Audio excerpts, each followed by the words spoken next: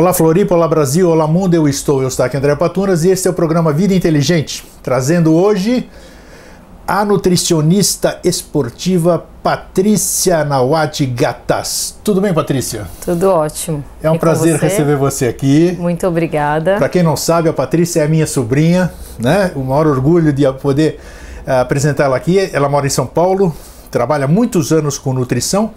E era um desejo fazer essa entrevista com ela, mas nunca tivemos oportunidade. E agora ela vem para cá, para Floripa, para cobrir, junto aos seus alunos aqui, o evento do Guga. Como é que é? É o campeonato da Copa Guga, que eu vou orientar os atletas. Então, e ela está aqui e eu não podia deixar de aproveitar essa oportunidade para bater um papo com ela. Patrícia, fale-me o que é... A gente sabe, a gente tem visto hoje a nutrição ou todas as áreas, tanto medicina como outras ciências, a gente tem visto que as especialidades começaram a prevalecer. Sim. Antes existia o clínico geral, digamos assim, ele cuidava de tudo. E com o decorrer do tempo, começou, hoje tem cardiologista, tem otorrino, gente que cuida na parte ortopédica, por exemplo, especialista em joelho, especialista em pé, especialista em ombro, especialista em quadril. Então, eu vejo que a nutrição também, da qual a sua colega, sua prima, né, Cláudia Patunas, também faz, ela já tem a área oncológica e você optou pela esportiva. Isso. O que é a nutrição esportiva? O que ela diferencia da nutrição em si, nós aqui, digamos, do nosso cotidiano?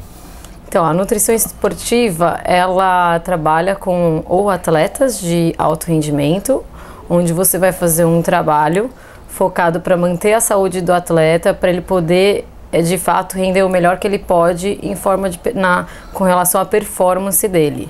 Então, a gente atua na saúde e na performance do atleta. Ou então, a gente vai trabalhar com pessoas que pretendem iniciar uma atividade física ou já praticam uma atividade há muito tempo ou que usam a atividade física como um hobby e que gostariam de estabelecer uma orientação nutricional específica para que eles consigam fazer a atividade física na melhor forma possível, tanto para a saúde quanto para a parte de rendimento também. Às vezes a gente trabalha também com emagrecimento, né? Porque tem muitas pessoas que iniciam a atividade física para emagrecer, ou tem pessoas que gostam de iniciar atividade física também para reverter uma situação de pressão alta, uma hipertensão. Então você entra junto com a atividade física e a nutrição.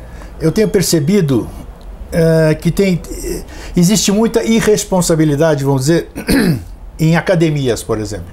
Sim. Vira e mexe a gente vê notícias de que alguém faleceu, teve um ataque, teve isso, teve aquilo, e nunca a necrópsia, digamos assim, é divulgada. Não se sabe, Sim. Fica tudo oculto, tanto por interesse da academia e tal. Agora, existem grandes riscos, vamos dizer, de você fazer um melhoramento, condicionamento físico sem acompanhamento nutricional ou médico, né? Fala um pouquinho sobre isso. Então, o ideal é toda pessoa que for iniciar uma prática de atividade física, né, tanto numa academia ou qualquer lugar, pode ser num clube, um parque, andar no parque, fazer caminhadas longas. Que ele inicialmente vá fazer uns exames, passe no médico primeiro, para ter toda essa orientação de como que está a sua saúde, para saber se pode fazer todas as atividades, que tipo de atividades que possa fazer. E nessa consulta, muito provavelmente, se existe alguma patologia, algum problema, né, que impeça ela fazer atividade física, ela vai ser direcionada a outros profissionais, que inclusive pode ser um nutricionista, e para orientar da melhor maneira para que ela consiga se preparar para iniciar uma atividade física. Mas e você então assina embaixo de que é extremamente arriscado você começar a fazer por conta própria qualquer atividade física, principalmente aquelas pessoas que levam uma vida sedentária? Sim, eu como nutricionista e também formada em educação física, acredito que é extremamente complexo e muito perigoso uma pessoa iniciar atividade física quando nunca fez ou fez muito pouco na vida e que desconhece sobre atividade física. Então sempre precisa realmente de um acompanhamento, tanto médico como uma orientação de um professor de educação física e também com relação à parte de alimentação para poder o corpo funcionar da melhor maneira. Tá, vamos dizer, todo mundo sabe que hoje eu estou barrigudinho, estou sedentário. Eu desanimei um pouquinho depois que eu tive o meu acidente cardíaco, digamos assim, porque eu praticava esportes. Sim. Eu não era regular na minha alimentação, mas praticava o esporte. Então, quando eu sofri o meu IAM, eu fiquei muito chateado. Falei, pô, praticava esporte e aconteceu isso comigo? Quer dizer, em vez de dizer graças que eu estou vivo, eu fiquei brigando ainda, né? Então, hoje, uma pessoa, nas minhas condições, digamos assim, vai se consultar com você. Ele é sedentário, não tem uma alimentação desregrada. Quais seriam as primeiras atividades que você... O que você faria? Qual é o primeiro passo num paciente dessa forma, digamos assim? Primeiro, conhecer muito bem a história do paciente. História, tá, o histórico, tá. O histórico do que ele viveu, o que ele vivenciou na vida, quais são os hobbies, as vontades, os objetivos da vida dele, qual que é a intenção da procura do profissional. Para que você quer isso? Para que eu possa oferecer para ele o melhor do meu atendimento, né? Para que ele consiga atingir as metas e os objetivos dele. Depois que eu conheço muito bem, eu começo, junto com o meu cliente, né? Descobrir quais são... depois que eu descubro essas questões, eu começo a estabelecer metas, que é o que eu acredito que funciona na nutrição. Você trabalhar comportamento alimentar a longo prazo. A nutrição não é uma ciência que você resolve... Gostei do longo prazo, longo prazo. Não existe milagre, né? Não existe milagre. A nutrição é uma ciência que você consegue muito bons resultados quando se tem paciência e muita determinação e foco em si mesmo para se melhorar, para que você consiga substituir alguns hábitos alimentares que não são benéficos no caso para você, né? No caso, então inicialmente conversaria para a gente introduzir essa nova ideia, trabalharia essas novas ideias em cada consulta, intervenção. Então isso não seria você ir numa consulta a primeira vez, receber um cardápio, uma dieta e não voltar nunca mais. Sim. Porque a maioria das pessoas geralmente fazem isso e acreditam que surte efeito, mas na verdade o que surte efeito é você e voltar e perguntar e questionar e aprender e se conhecer, porque existe a necessidade de um conhecimento de si mesmo.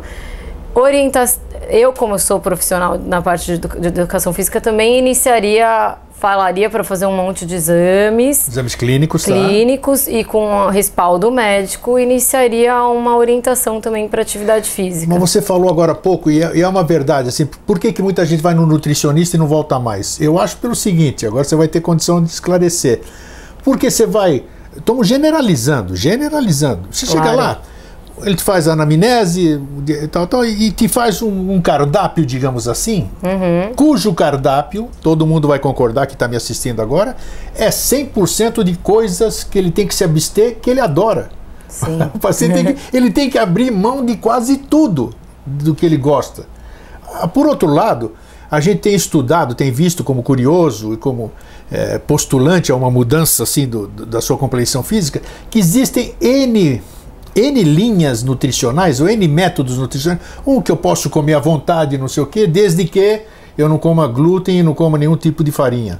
Outro não sei o quê, que eu tire da minha dieta todo tipo de proteína ou carboidrato, coisas assim.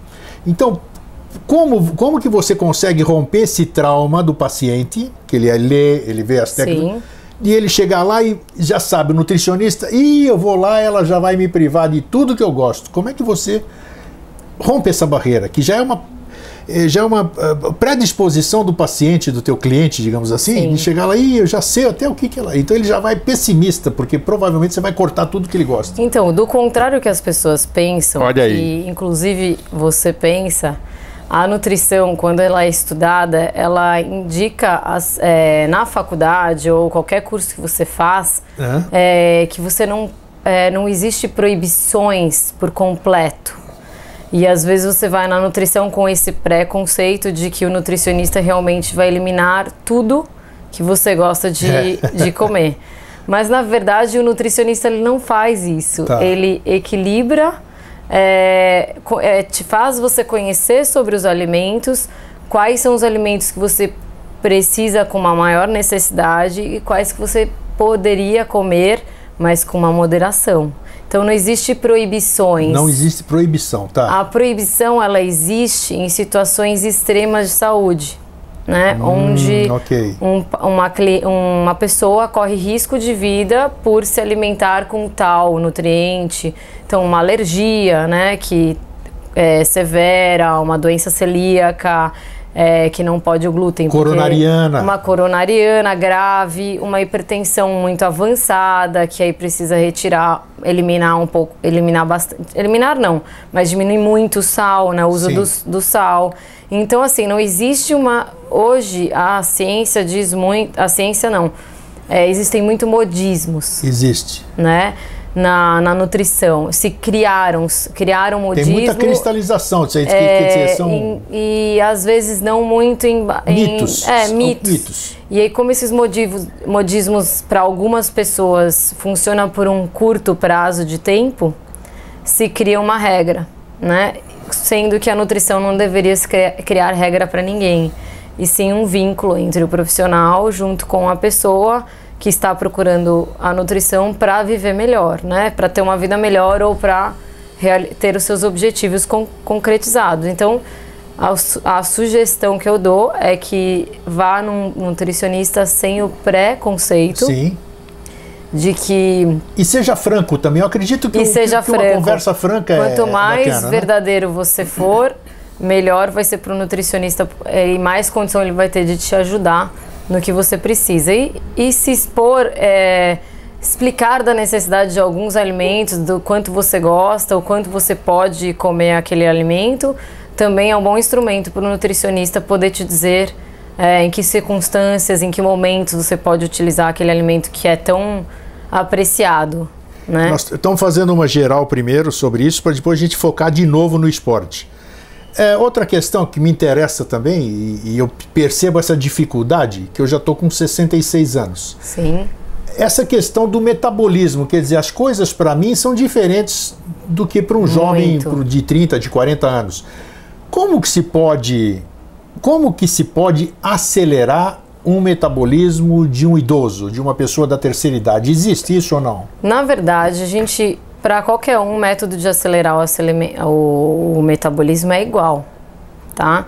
Não existem métodos diferentes de você aumentar o metabolismo. Existem formas de se aumentar o metabolismo, que pode funcionar para um idoso, como pode funcionar para um atleta, como pode funcionar para uma pessoa, para um adulto ou para alguém que não pratica atividade física.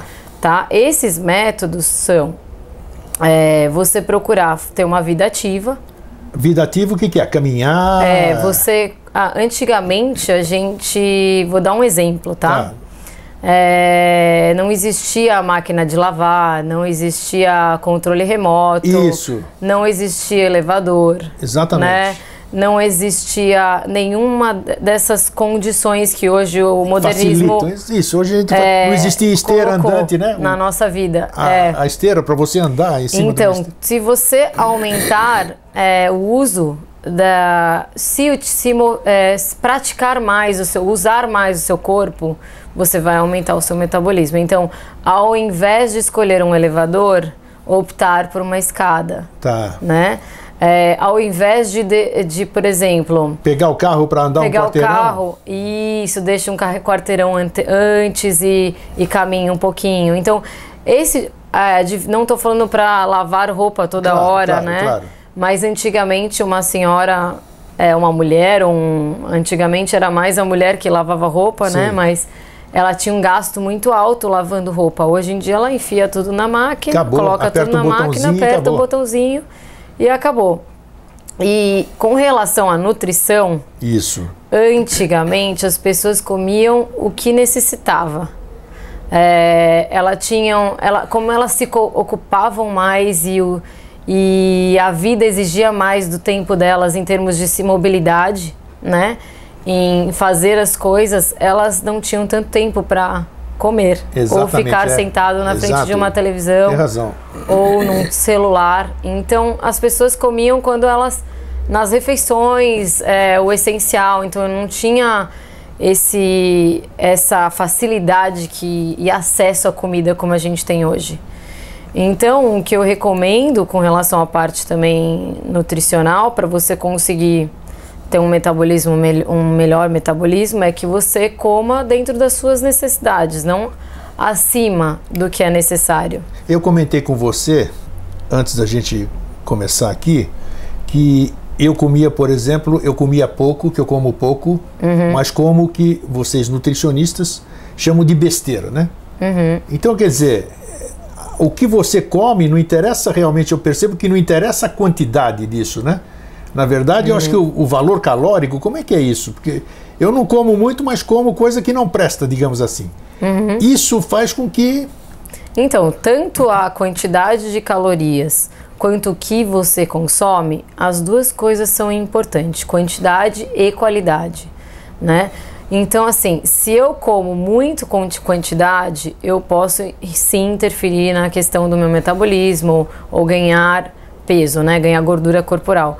Mas a tendência é a gente ganhar mais quando a gente come também, quando falta nutrientes, né?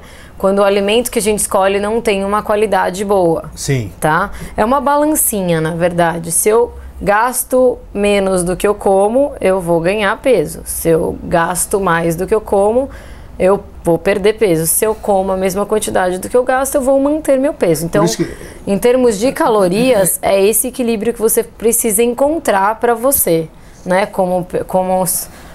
Não existe uma fórmula, o que é para você é para o outro. Existe, nada, cada um é cada um, ele é único, né? Em cima de um. Isso. E o metabolismo de cada um também, hoje a gente tem um trabalho muito sério na medicina, na nutrição, tudo, né? Na verdade, hoje as ciências elas se englobam, né? Elas se cruzam, é necessário todas as ciências reunidas. Hoje se faz um mapeamento genético que demonstra muito nesse mapeamento o que você tem um metabolismo bom, o que é ruim. Tem mapeamento genético? Hoje a gente faz um mapeamento para você... Quem é o especialista que faz? O nutricionista faz isso? Não, é um médico. Médico? Né? Qual é a especialidade? Especialista em genética, na verdade. Tá. E aí ele faz todo esse mapeamento dos genes. E esse mapeamento a gente descobre os polimorfismos, que são as tendências... Olha que bacana, eu desconhecia totalmente essa informação. As tendências da gente adoecer, né? Então, a gente tem tal gene que é o repercursor ou é o risco de você ter uma certa doença. E aí a nutrição, com a nutrição estudada... Quer dizer, é uma informação importante para o nutricionista, é isso? Ou a nutrição, ela consegue, através do alimento, silenciar os genes. Por isso que ela é preventiva, né? Por isso que ela previne doenças. Como é que é o nome, então, só para a turma anotar? Mapeamento genético. Mapeamento genético. Isso é algo que já tem nos Estados Unidos há bastante tempo. No Brasil nós temos. No Brasil agora, recentemente. Tem dois ou três laboratórios que eu conheço que já fazem. E o que é? É através de sangue? Exame de sangue? Não, o mapeamento genético, eles têm é um tubinho, que, na verdade, que tem uma esponjinha na ponta que eles passam na boca. Ah, tipo aquele que você faz pro cortisol, essas coisas assim ou não? Você só esfrega na boca, você fecha e leva para um estudo genético. Puxa vida. Então, isso é um recurso super atual que existe. Claro. Não é acessível a todas as pessoas. Ainda está caro, vamos dizer, Ainda está muito caro. Mas é o que a gente tem mais para conhecer o metabolismo de cada um especificamente, né? Vai ajudar muito na ajudando, vamos dizer. Já vem ajudando muito a quem, por exemplo, recorre esse teste lá no tênis que a gente está trabalhando. Sim. No tênis onde eu trabalho, que é no Instituto Tênis. A gente fez o mapeamento genético nos atletas. A gente ainda não tem a resposta, mas a clínica a clínica não, né? O laboratório que faz esse mapeamento é de Florianópolis. Olha que legal. É daqui mesmo. É daqui mesmo, que bacana. E é uma médica endocrinologista que é responsável, né? Que por isso tudo. Na verdade, é a médica endocrinologista com parceria com esse laboratório. Sim. Que eu não sei exatamente o nome dela, mas ela que faz esses mapeamento genético para os atletas. Tá. No caso dos atletas, a ideia é a gente melhorar a performance e silenciar as possíveis tendências de lesão, o que o atleta... Por exemplo... Tem um dos atletas que a gente já sabe que tem tendência a se lesionar uma tendência mais facilmente. a não absorver bem carboidratos. Tá.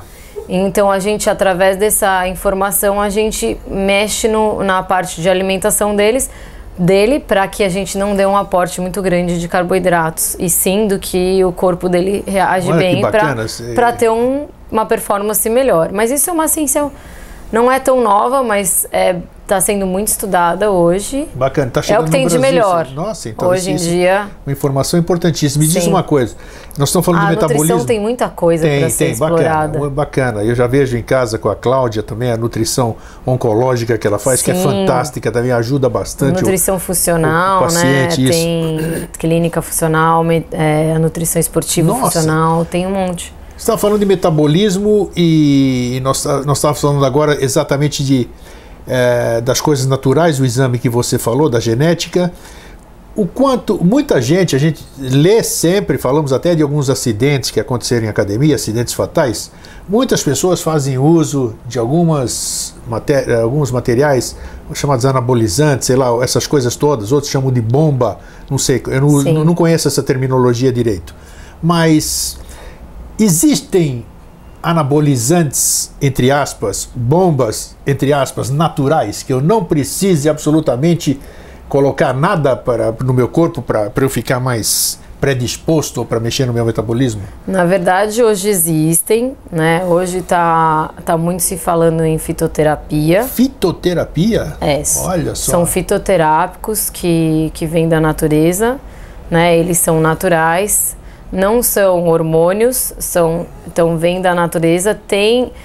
Se estuda muito a fitoterapia para ver, muitos deles em função de ver se consegue fazer o mesmo trabalho de um hormônio, né? Tá.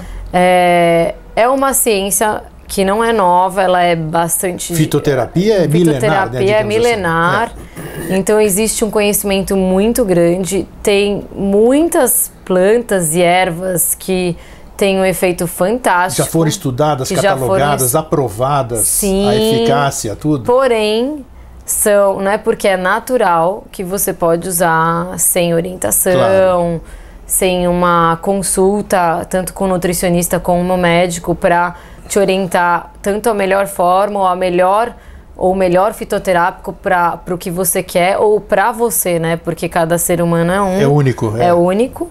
Então tem tem substâncias que são boas para um que não é boa para outro. Então a fitoterapia está aí, ela é fantástica e proporciona recursos e melhora de performance.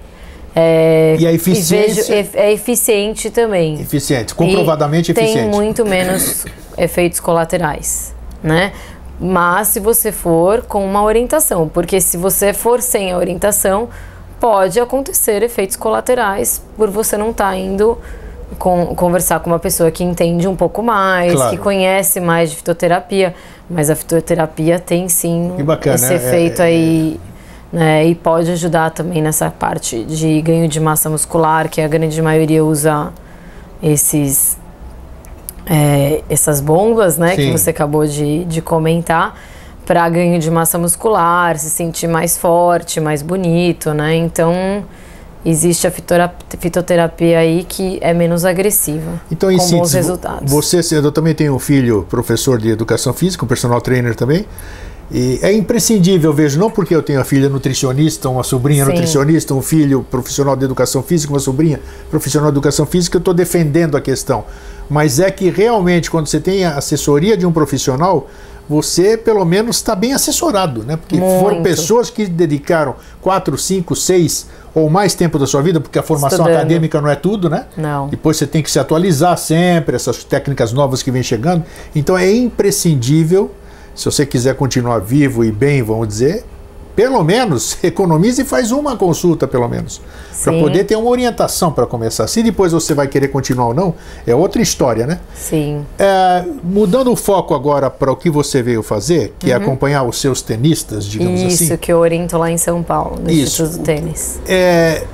O tenista, a gente ele faz uso, vamos dizer, das pernas, né? Ele força muito as pernas, força muito isso aqui, né? O punho, e também me parece até o próprio Guga, né, que tem o torneio, tem o nome dele, ou no, né? Isso mesmo. Então ele teve lá, a gente sabe que tem um problema sério de quadril, né? Então, mas tudo isso é em função desse esporte, vamos dizer, do esforço desse esporte. A medicina, a pergunta é: a nutrição esportiva que você trabalha, se dedica, ela minimiza esses efeitos para os futuros tenistas, vamos dizer? Eu vou começar, meu filho quer jogar tênis. Sim. Ele tem 10 anos de idade. Vou levar ele no nutricionista, porque eu quero que ele esteja bem nutrido, vamos dizer assim, para poder praticar o esporte. E ao mesmo tempo eu quero evitar, através de uma boa nutrição, um bom acompanhamento de condicionamento físico, eu posso evitar, ele pode ser um atleta com menos índice de contusões durante a sua carreira? Com certeza. Com certeza. Com certeza. Aquele atleta que, se você comparar o atleta que faz alimentação mais correta para ele, para manter a saúde e melhorar a performance, e aquele que só pensa na performance sem ter um cuidado com a parte da alimentação, vai existir uma diferença no sentido de diminuir a chance de lesão e você conseguir prolongar a sua vida como atleta. Então, as pessoas que não usam uma boa... na verdade, os atletas que não usam de uma boa alimentação por conta de provocar mais agressões ao organismo, porque você não ajuda na recuperação, porque a alimentação ela ajuda na recuperação do corpo para a agressão que é o alto rendimento, esporte de alto rendimento, que é o atleta. Então, se você não presta atenção nisso, você tem um desgaste maior do corpo, e o corpo, ele não é eterno, né? Então, a gente está usando ele, né? A gente usa o corpo. E aí você diminui, se você começa a ter lesões antes do período que talvez... Porque assim, o esporte de alto rendimento, é impossível você ter 0 de lesão, mesmo tendo a melhor alimentação. Claro, porque é um volume muito alto de treino e é muito intenso. Então, não é para todo mundo, não é... O atleta não é... todo mundo acha que ser atleta é só glamour, né? Mas eles ralam demais, eles treinam 8 horas por dia. E ele está em fase de crescimento, né? Porque o crescimento ainda só acaba aos 21 anos, essa coisa toda, né? Então assim, o desgaste do corpo acontece. Então, se a alimentação não for bem estruturada e ajudar na recuperação, pode sim diminuir o tempo de vida do atleta. Então, ele acabar a carreira profissional dele ou não conseguir chegar na carreira profissional por conta do corpo não ter mais condição de chegar nesse objetivo, né? Da alta performance, do profissionalismo, ou viver do esporte, né? Ou do tênis, né?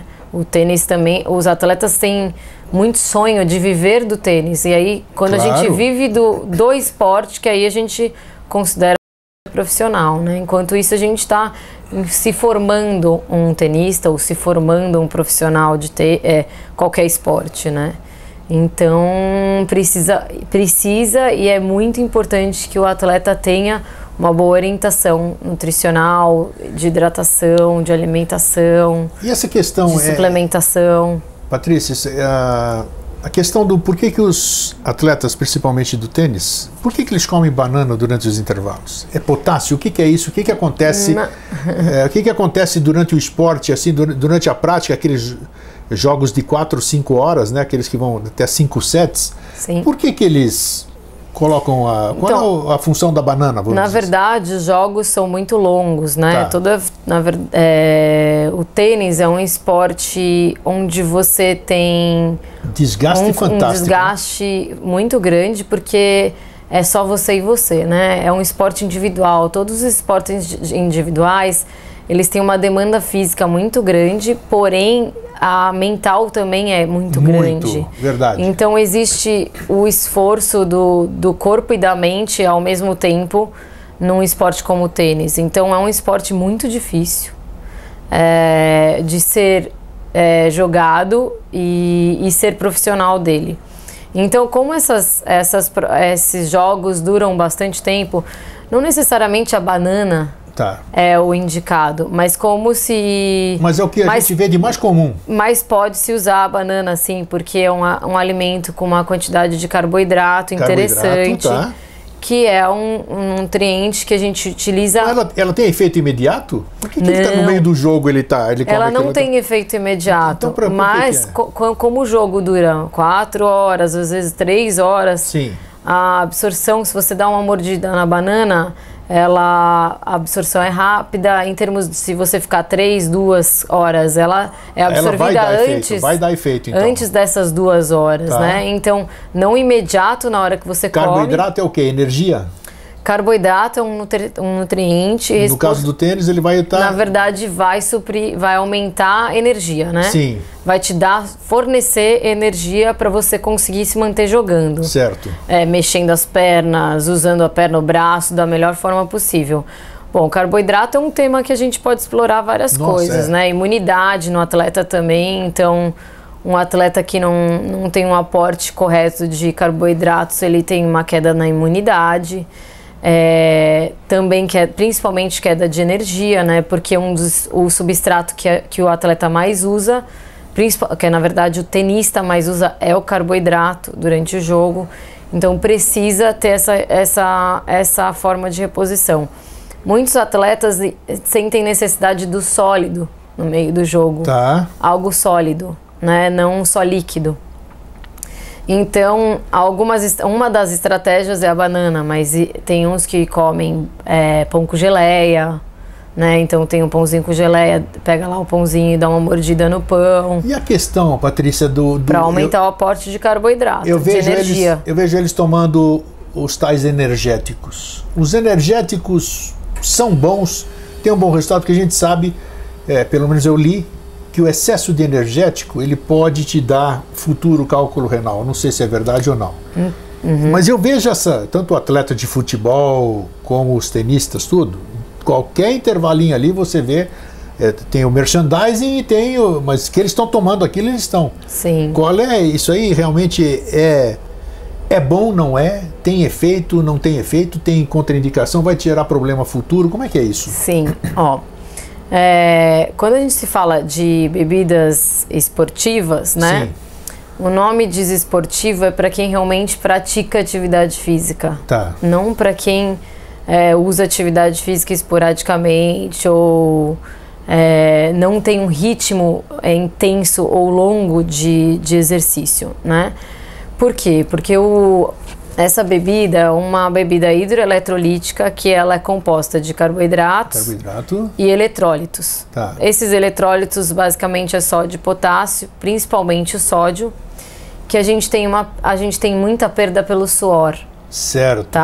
Então, quando a gente faz uma prática de atividade física no nível que é de um atleta, a gente tem muita perda de sódio e de água.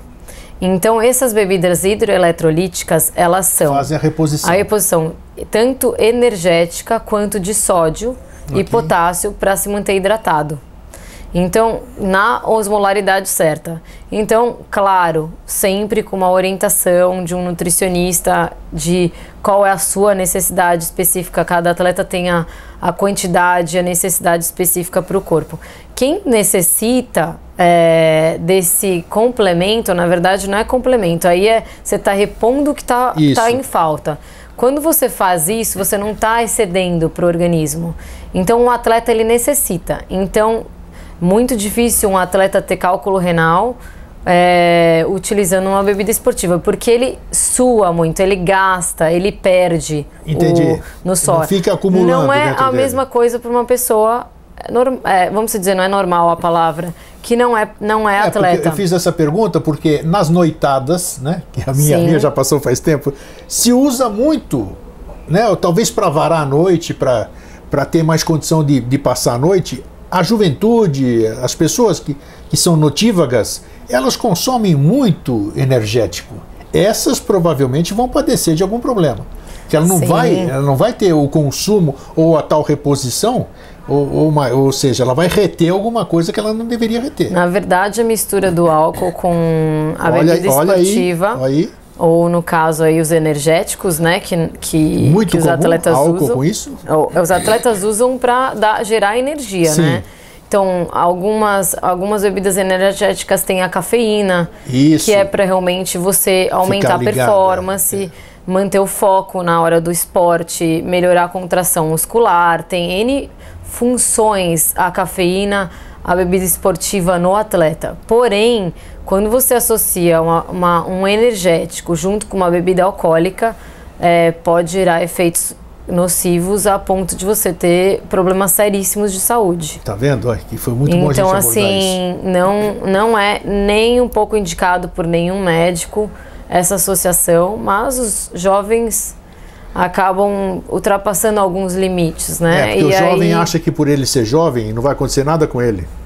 Mas acontece, dá algumas pessoas têm sim ataque cardíaco, acelera o batimento cardíaco, desperta demais a ansiedade e o euforismo, então não é benéfico para a saúde, é bem nocivo para a saúde essa combinação. Não é legal, né? Quanta morte súbita em decorrência disso já aconteceu, né?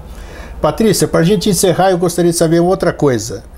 Qual é a sua opinião, ou dentro da medicina esportiva, a questão da reposição hormonal bioidêntica? Você trabalha com isso ou não? Então, eu não tenho acesso a essa reposição hormonal.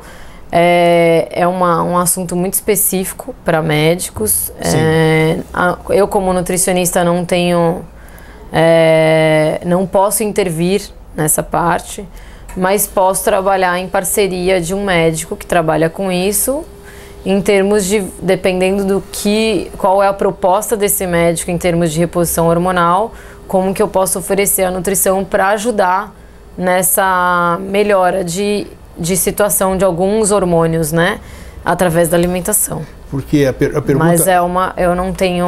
A pergunta...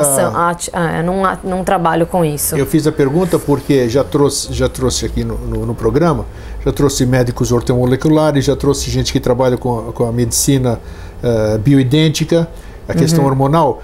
E, para minha surpresa, quer dizer, a gente não sabe de nada, eu só sei que nada sei, como diz o meu conterrâneo Sócrates, né? A gente vive aprendendo, Isso. Né? Disseram que a gente começa a envelhecer aos 27 anos. 26, 27 anos. Envelhecer. Sim. A gente já começa a ter problema hormonal. Daí a minha pergunta. Porque muitas vezes, cada organismo é um organismo, como nós estamos falando aqui. Pode ser que você, aos 27, você tenha um problema hormonal que poderia surgir aos 32. Sim. Então, por isso eu fiz essa pergunta, para ver se dentro do universo todo você se preocupa na questão da medicina esportiva. Eu não entendo nada, você que é profissional. Se o aspecto hormonal é importante ou não. Então, o nosso corpo ele é feito de inúmeras glândulas. Sim. E essas glândulas que fazem o controle e a produção desses hormônios, né? Na verdade, nós seres humanos, a gente não vive sem os hormônios. Claro. Então, existe a necessidade de um equilíbrio hormonal. E se existe um desequilíbrio hormonal, existe a necessidade de um cuidado específico para que você consiga deixar a pessoa mais equilibrada hormonalmente para conseguir ter mais saúde ou melhor qualidade de vida, ou depende do objetivo da pessoa, ou não adoecer, né?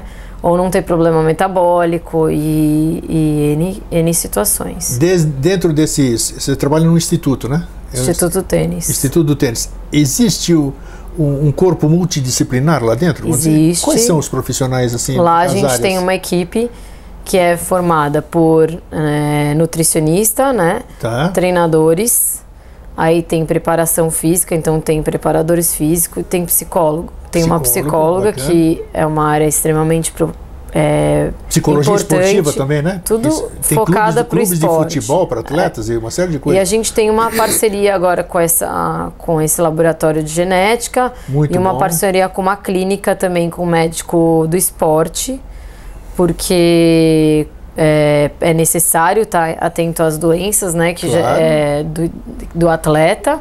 E a gente tem uma parceria também com um médico ortopedista, que vê toda muito essa questão bom, de lesão. importante.